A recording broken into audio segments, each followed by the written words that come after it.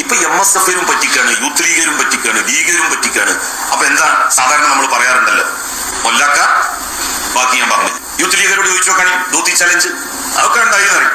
2,72,000 തുണികളാണ് വാങ്ങിയത് ഒരു കമ്പനിയിൽ നിന്ന്. 600 റുപ്യാണ് മേടിച്ചത്. 150 റുപ്യയുടെ തുണി ഈ പാവങ്ങൾക്ക് കൊടുത്തിട്ട് ഓരോട് പറഞ്ഞു ഇതിന് 750 റുപ്യാണ് മാർക്കറ്റില്.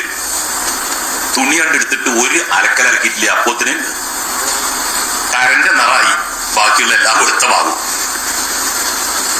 നിങ്ങൾ ചോദിച്ചു നോക്കി. ഇങ്ങനെ കള്ളത്തരം നടത്തുന്ന യൂത്ത് ലീഗിന്റെ നേതാക്കന്മാർക്ക് കടിഞ്ഞാണിടാൻ ലീഗിന് എന്തുകൊണ്ടാണ് സാധിക്കാത്തത്? കാരണം സാധിക്കൂല. അവിടെ ഇതിനേക്കാളും വലിയ കൊള്ളയാണ് നടക്കുന്നത്. എല്ലാവരും ഭാര്യയാണ്. 10 കൊല്ലം ഭരണത്തിലില്ല എന്നുള്ളതിന്റെ നഷ്ടം നികത്തുന്നത് നാട്ടുകാരുടെ പോക്കറ്റിൽ കൈയിട്ടുകൊണ്ടാണ്.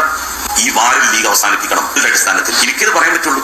വേറെ ആരെങ്കിലും പറഞ്ഞാൽ ആകെ ഇതിനെ മറിച്ച് തല കീഴാക്കി മുസ്ലിം വിരുദ്ധം എന്ന് പറഞ്ഞു കണ്ടുപിടിച്ച് ഇറങ്ങില്ല എല്ലാവരും കൂടി. ഞാനും മുസ്ലിം തന്നെയാണ്, ഐ എം എ പ്രാക്ടീസിങ് മുസ്ലിം. അതിന് അവർക്കൊക്കെ കിട്ടും, ഒരു സംശയമില്ല. എന്തൊക്കെയായിരുന്നു പറഞ്ഞിരുന്നത്?